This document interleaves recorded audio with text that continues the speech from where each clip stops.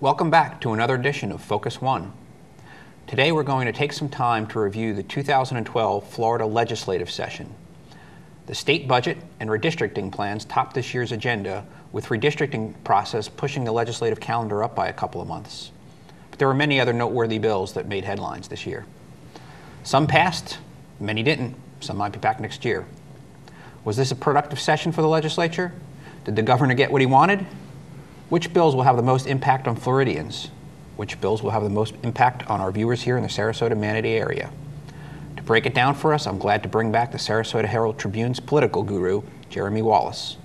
Nice to have you back on the show, Jeremy. Thanks for having me. Let's pull the lens back and go big picture at the start. How productive was the legislature this session?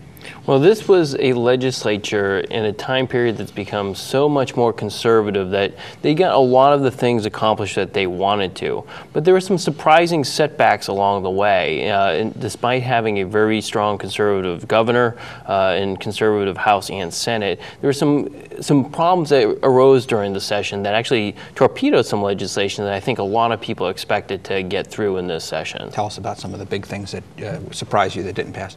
Well, when we started the session, the governor had a clear outline of where he wanted to go. And he got a lot of what he wanted done, except for one major area where he really put a lot of emphasis in, which was charter schools. You know, he really tried to make a push where schools that aren't doing well, failing schools, could be turned into charter schools. And I think he thought he had the votes, or at least the conservative leadership of the Florida Senate and the Florida House thought they had the votes, but they fell just short of that. And we had some local legislators in this area who really provided the margin to defeat that measure. So that was one really big item that he fell short on. Some other items that I think people wondered if they would pass. Certainly was a push this time around for expanding gambling in the state of Florida. That really just never took off in the end. And even some of the things that did pass were certainly ratcheted down from maybe where the people expected them to be. A classic example would be PIP reform, which is the auto insurance reforms to cut down on the fraud and abuse that people say is going on in that system. There were certainly a lot of adjustments made in that legislation, and while there are some reforms that pass and maybe some consumer groups might have some issues with some of those, it's not to the extremes that maybe it was first proposed starting with. Yeah, I'll come back to some of those specific pieces of legislation a little later in the program. But again, from the top, you pointed out, I think, not everybody, I think, is fully aware or fully appreciates that right now the Republican Party has supermajorities in both the Senate as well as the House. And so to the extent that they are unified and in lockstep, they can do whatever they want. There's not much that the Democrats can do to stop them. But as I watched this legislative session, a little bit towards the end of last year and then this year, I was reminded of a little political science theory. There's something called conflict cohesion theory. The general idea is when you sort of have whether it be a state or a country, and there's external conflict, again, threats, internally you get a lot of cohesion. But you remove the threats so that again, you would think that now you can do whatever you want, then suddenly you get fissures and fault lines, within the coalition. And we saw some of that happening in terms, less the House and Senate, I think, this year. There was a lot of tension between them last legislative session. This year it was less, I think the fault line was less between the House and the Senate and more within different coalitions or groups within both chambers, not exactly being on the same page. Well, and that's a good point, Frank, because I think what we saw this time around is the House proceeded with their traditional conservative agenda, and I think one of the reasons we didn't see as much fighting is that they were pretty far right in where they were going in their approaches on issues. In the Senate, though, while some of the leadership is pretty darn conservative, they found out real quickly one of the old adages in Florida politics is that the Senate just is a more moderating force than the Florida House, even with the conservative trends, the Tea Party influence, and the anti-establishment influences that have gone on in Tallahassee, particularly for the last 2 to 4 years, the Florida Senate still shows a degree of independence and sometimes moderation from the extremes of both parties. Do you think maturity might be a part of that? In a way, a lot of the senators have previously served as House representatives, and so again, they have a lot more experience. Absolutely. Well, and a big part of it is the Senate is smaller, and in a smaller atmosphere, each senator has more influence and power to really dictate and change the agenda. And so, if something goes too far, the line in the sand is easier to make, I think, in the Florida Senate. I think a great example would be the prison privatization vote. This time around, it was a huge priority of the governor, huge priority of the conservative leadership. They wanted to privatize the state's prison. All based on the concept that it would save money. There was a lot of debate whether it really would or not. And what you saw is that the moderates in the Florida legislature started to peel off from that. They ran into trouble in the Florida Senate with Republicans. It wasn't, they knew they lost the Democrats right away. Right. But they didn't have the majority of Republicans, it turned out, to get this thing done. The critical vote in the Senate was 2020, wasn't it? 2020. And what's amazing about that is rarely do you ever see a situation where the Senate president will bring a priority of his and the governor's onto the floor of the Senate and lose. They count those votes beforehand, but yet they still push this thing through thinking they could twist the arms to get the things done, but not in the Florida Senate. In the House, you can twist those arms. In the Senate, you have independent-minded people like Mike Fasano from Pasco County, people like Paula Dockery from Lakeland, who said, no, we're not going with you on this, and we're voting no. And in the end, their shows of independence, granted not all the time, but the shows of independence, in the Senate really kind of changed some of the tone of maybe some of the more conservative pieces of legislations we expected to pass. I agree with you. And it was one of the more high drama points again for the legislative session. You spoke of privatization and the budget implications that it has. The budget every year, that's right at the top of the agenda, and right now in a recession, surviving another round of budget cuts is a concern of everybody. Your take on what they did, or how did they make the budget work this year? Well, as we've been the last 3 to 4 years, it's about cutting the budget. I think every person in the legislature, all 160 of them, went in there with clearly 3 primary goals, which is somehow create jobs, cut the budget, but yet not do it in a way in which you absolutely destroy essential services that you need. And so there's a lot of out-of-the-box thinking, and they're throwing creative things out that may not necessarily be in everybody's agreement, i.e. the prison privatization votes. Right. But you can see they made some serious cuts that are going to have some consequences for this area. I think a great example is there have been cuts to the universities and colleges. Well aware of those, yes. Exactly. And even county governments are going to see costs shifted back down onto them as well. And so I think some of the things that they did to balance the budget really kind of shifts some of the costs away from maybe the government, but it's going to be made up in other areas, whether it be through tuition increases at colleges and universities, whether it be local governments having to shoulder the burden of covering the budget holes that have been sent to them. So there's some of that that's going on, but of course, in this environment, nobody's willing to talk, even have a conversation about taxation. I think that's the gorilla in the room in these challenging times. I would say not for the entire legislature, but largely for the Republican Party, discussions of revenue increases, if they can be perceived by anybody as some sort of tax increase, they're taken off the table at the outset, and that just makes a very difficult job incredibly challenging. Well, what makes this process so difficult, and I think what caused so much trouble this session, is that the legislators went in this saying, we don't have any money, we can't do anything extra, we're going to have to cut all these services. They talked about cutting hospitals, they started talking about cutting in county governments and local services, privatizing these prisons. Yet still, every year we find that they find money in the budget for their pet projects,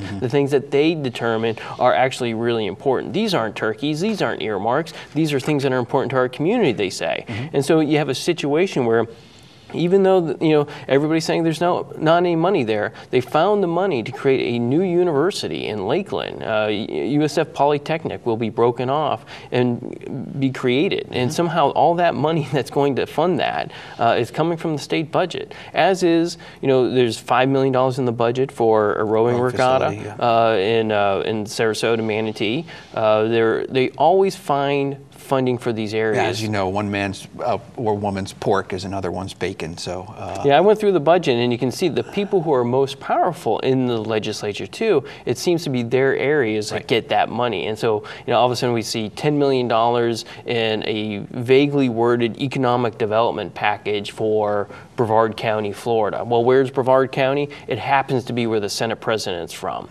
and that blind earmark $10 million that could have gone, in so many other places, obviously, ends up going instead to a project that individual legislators determine. The privilege of powerful positions. There was some talk of maybe leaving some money on the table, coming back to that taxation. There are a number of states collect for internet taxes, and going into this session, it looked as if that might be one area where you would see the Senate actually move to collect some revenue, and they probably could have created it in a way that really wasn't necessarily a tax increase. It's just sort of closing the loophole, but they didn't go there, did they? Well, and that shows, going into it, there are a lot of people who were on board with that concept of closing it down, but the difficulty was always in trying to broach this topic and yet somehow defend Republican legislators against this concept that maybe they had increased taxes. Because while sure, to them, it's just collecting the taxes that are already due. But for the regular consumer who all of a sudden sees that they have to pay more taxes when they're doing an internet purchase, I think that potential backlash was just something they're just not even willing to go to, even though there's a lot of agreement. The one way they know, and particularly to lose a Republican primary in this state, is to have this label that somehow you raise taxes in a bad economy at that. Right.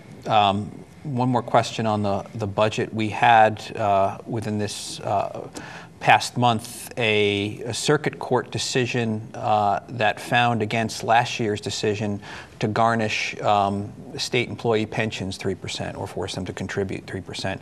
That was found by a circuit court judge to be unconstitutional. It's being repealed right away. But if that actually holds or that sticks, what's that going to do to the budget? Well, I think the budget is loaded with these types of questions. There are a lot of things that the legislators have done that have the potential of being thrown out. Technically, if that happens, it's anybody's guess as to how they're going to fix those holes, I think. And you can't, typically when the court rules something unconstitutional, or even when the governor eliminates something from the budget, that money just goes back into a general revenue fund, and they have to then sort out how to kind of work that.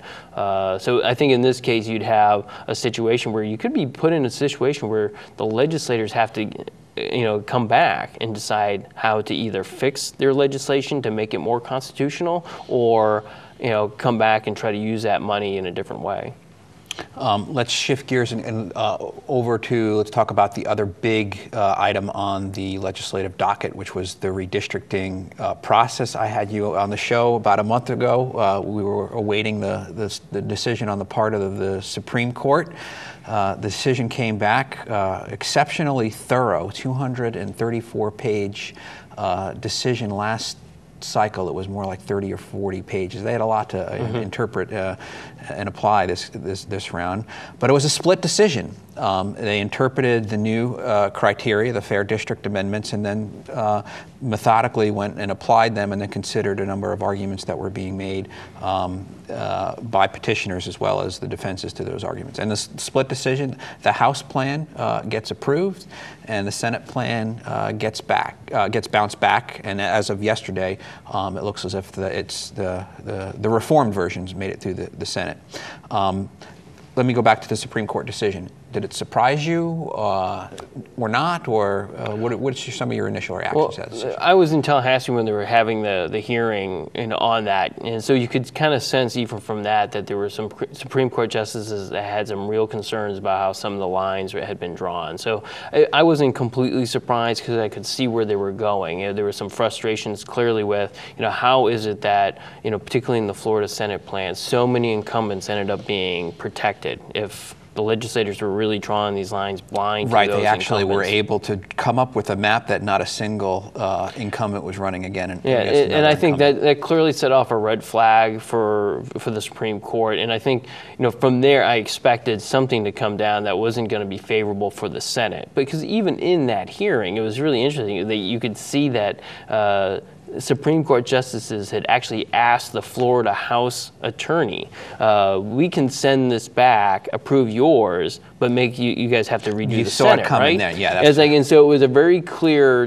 telegraphing of, look, we're probably going to send this thing back. We're cool with the House, but the Senate maps just were not appropriate. Now the question is, have they been able to correct those errors? They've certainly spent a lot of time in the last week or so trying to alter those district lines. And as we talked about the last time we met, Lakeland and Manatee County, a district that included both those counties, was a big piece of that discussion. Right. And that has been adjusted, maybe not perfectly, and I wonder how the Supreme Court will see it. They tweaked it. They certainly tweaked their plan, but they didn't overhaul it. Yeah, the key to that, and I think viewers in Manatee County particularly would be interested to know that it used to be that what they had previously proposed, Manatee County would be 60% of a district that would stretch 50 miles north and east into Polk County to pick up parts of Lakeland, Manatee County, not quite the same geographic region. Well, to fix it now, what they've done is they brought that district line back and instead pushed it straight east to include Hardee, DeSoto counties, which have been historically been in some sort of district with Sarasota or Manatee County, but they've gone further. They've now taken it into Highlands County, into Glades County. So the person who represents Manatee County will also represent part of Lake Okeechobee, which is kind of it's still a geographic stretch. But yeah, you can see there will be a question as to whether or not that stretch is going to be able to pass the compact and contiguous discussion that the Florida Supreme Court had with them. One of the things that I actually found for me that I thought was the most intriguing or interesting and relevant part of the Supreme Court decision was on this issue of political and geographic boundaries, because as you know that anything is, you could pick and choose anything, and so if you don't define some sort of parameters or guidance on what boundaries are more important than others, then it's a hollow clause in the amendment. And what the Supreme Court said, they liked the county emphasis, the emphasis on county integrities that they had in the House plan, but what they said in their decision, and they underscored it in some of the supporting decisions, wasn't like you have to pick this particular boundary or that one, but you have to be consistent. And they hammered them in certain areas of the state, making arguments about, well, inland communities are very different than coastal communities. That's why we draw our lines this way, up in the Panhandle in particular. And then they turn around and connected Anna Maria Island to Lakeland, and so that became a big issue. And it was funny that one of the Supreme Court justices, Lewis, who during the actual debate, before even Lakeland's attorney could make their case that they shouldn't be split, he himself made the case for them. After the Florida Senate attorney had made the case that why they split, the Panhandle, coastal in one section and rural in the other, the justice had interrupted at that point and said, well, why was it good for there and not good for Lakeland and Manatee? Right. And so you knew right there was a consistency issue that the Supreme Court was going to rule on. They were explicit about that. Yeah, so absolutely. Whether or not the second round passes muster, I think, is going to depend more so on the briefs and the defense of the briefs, the defense of the plans, than it is in the maps themselves. And we won't get those, I think, until they start filing. Well, I think the key for people to know is that when this goes to the Supreme Court this time around, there's a chance that this won't be going back to the Florida Senate. They're either going to approve these maps or they're going to start drawing them themselves, which that's the one thing the Florida senators are particularly concerned about. They do not want this process to become a judicial drawn map, because then clearly they have lost complete control over trying to decide those lines. So I think they've tried to make, at least on their defense, a good faith effort to hold that. Yeah, and the one point, I don't want to spend too much time on the redistricting, though, but I did note that some of the problems that were pointed out by the Supreme Court in the Senate map, you might see some of that stuff in the congressional maps too, and it's going to take its own time to work its way through the trial courts. But the redistricting situation, I don't think is going to get clarified right away. It's going to take another couple of months at least. Well, and there lies the problem. You know, unfortunately, this is 2012 when a lot of these districts are supposed to be in place by June, so people know what offices they're running for. I spoke with, former State Representative Bill Galvano, who has had his eyes on running for this Florida Senate seat that's based in Manatee County. Well, he was still campaigning in Plant City and in Lakeland when they decided to change the lines to go to Highlands County. So, here you have a legislator who's trying to run for a district. He's just not sure which direction it went. Yeah. At one point, he included parts of Lee County down in the south. Then he ended up going up to the northeast corner up into Lakeland, and now he's having to go out to Lake Okeechobee. It's like just trying to figure out what district you. This was always the fear. Hopefully, it'll get resolved before the June filing deadlines. I'm going to fast forward through some specific pieces of legislation and just get your reaction. The USF Polytechnic, as you mentioned, it does become independent. It looks as if it's going to be some sort of managed separation, the independence notwithstanding. There's a big to-do over the accreditation and whether or not they would be able to get accredited on an accelerated timetable. How do you think that's going to work out? Well, the accreditation problem, who knows where that's going to ultimately go, but clearly there's still a lot of frustration within the legislative process, because in order to make this university work or have the funding, one of the things they did is they went back to other USF and other colleges like USF, Manatee, Sarasota, and actually cut their budgets to make sure this happened. So while this is not just a discussion for Polk County where they're creating this school, but became a statewide problem because all of a sudden you had a $3 million hole blown into the budget for USF, Manatee, Sarasota to help kind of pave the way for this. So I think there's an overall frustration among a lot of legislators that other schools have been drawn into this fight to create this. So will they get their accreditation? I don't know. I really can't say. Yeah, they have to, but how successful that school will be, there's going to be a lot of politics around it for some time. It's going to take years to kind of get out of this mess as to who created this university and why versus is this a good place to get an education? Yeah, prayer and other social issues. What do you think of what happened in this session? Well, and I think that's where we see the Florida Senate just won't go that far. Issues to push gambling, issues to push, school prayer. Those things just weren't going to fly in this Florida Senate. Even though there is conservative leadership in the Florida Senate, there are just too many moderate voices in the Florida Senate still to let that happen. Those things fly through the Florida House. Don't get me wrong. But in the Florida Senate, those items do not move. So it did not go through. Any thoughts on, I know you haven't probably had time to get into some of the details of the energy legislation that passes something near and dear to my heart. And so Commissioner Putnam pushed the legislation, and he was pretty candid up front in terms of let's just roll back expectations. And there's some, again, little modest things. The analogy, again, if certainly not a touchdown, I'm not even sure if it's a first down. It's kind of like he just sort of conservative handoff up the middle for a couple of yards. But any thoughts on having something get done on energy, and then the big thing on energy that the unspoken questions are concerning the potential for drilling to come back next year as an issue? Well, I think what you see with the energy debate, that debate is seemingly very well correlated to the price of gasoline. When the price of gasoline goes up, that's when all of a sudden the Florida legislators start proposing all kinds of ideas, not just drilling, but other types of approaches too. That's when you hear the hue and cry for more nuclear and other issues as that. So I think one of the things that's important to note is that the people who had been pushing oil drilling and were most aggressive about that in the past were the current Senate President, Mike Herodopoulos, and Dean Cannon, the House Speaker. Will be cycled off. Both of those people are done with their terms now. This is the end of their final year in. So you have two new characters coming in,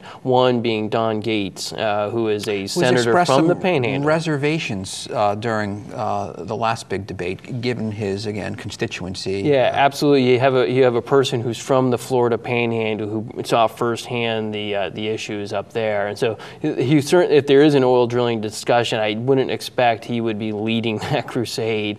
Same too in the House, where Will Weatherford coming in has not been beating the drum nearly as loudly as Dean Cannon. Now, of course, He's a very savvy guy, Weatherford. Yeah, if gasoline gets to $4.50 a gallon, maybe everybody's perspective changes a little bit. So there's always some room for that. But my sense is that there's nobody really working on that yet at this point. And I think it depends on where that gas price is, come next year. Because again, the legislators will not meet again until next March. We have some serious time to go before they would be reacting too quickly to the prices of oil. One of the things we've alluded to as a subplot for not only this session, but certainly last session, has been some of which gets through the legislature and even signed by the governor ends up being overturned in the court system. So a lot of the agenda that we're seeing pushed through over the last couple of years has been subjected to sometimes successful legal challenges. And related to that, I think there's this tension between, a balance of power struggle between the judiciary here in the state of Florida and the legislature. Going back to the last session, I think Dean Cannon was quite unhappy with the number of legislative ballot items that were taken off by the Supreme Court, put together a very controversial proposal to really shift the balance of power. Didn't get that through, watered it down. There is going to be something now on our, on the ballot in November that would make some, moderate adjustments to the balance of power between the judiciary and the legislature. Just any thoughts on, on this understory here? It feeds into a conservative narrative that has certainly, played well for a lot of Republicans, which is the judiciary is being too activist in its approach to things. And I think what you're going to see, a lot of Republicans are going to beat the drum and say, look at what the Florida Supreme Court has done over the last couple of years. Actively gone in there and try to change our legislation and tell us what to do. They are not the policymakers, we are. And certainly they're correct, they are the policymakers, but the Supreme Court, it continues to exercise its role in this process too, which is to say, well, when something crosses a constitutional line. So I think that tension, although there is an irony here with respect to the preeminent piece of federal legislation, the Obama individual mandate. Right now, the widespread on the desire on the part of the Republican Party is to have the Supreme Court, the court step in and strike down.